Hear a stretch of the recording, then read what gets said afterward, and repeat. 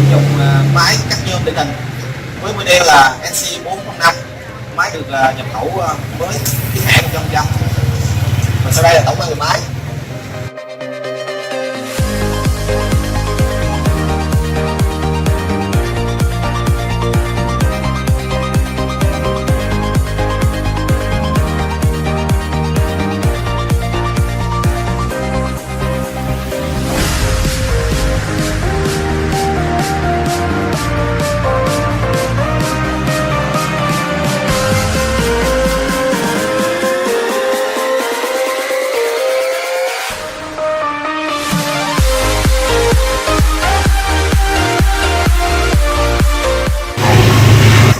Và sau đây tôi sẽ giới thiệu tổng quan về máy, các bộ phận chính của máy.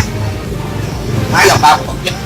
Bộ phận thứ nhất là bộ phận kẹp phôi, gồm bộ phận kẹp phôi đứng, gồm tích hợp một con xi lanh, xi nén, và bộ phận kẹp phôi ngang, gồm 2 con xi lanh, xi nén.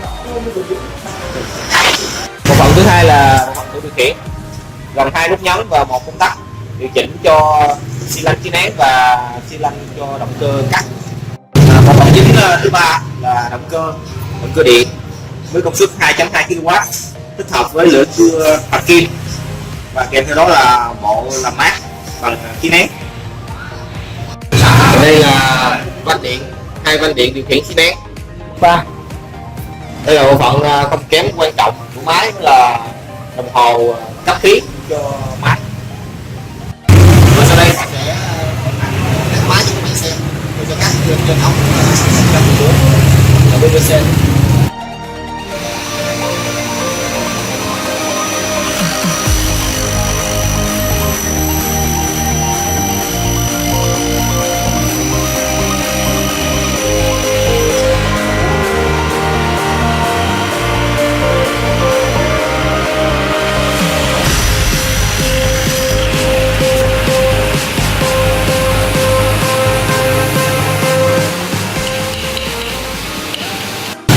Vừa rồi là mình đã giới thiệu tổng quan về máy cũng như hoạt động của máy cắt nhôm định hình NC405.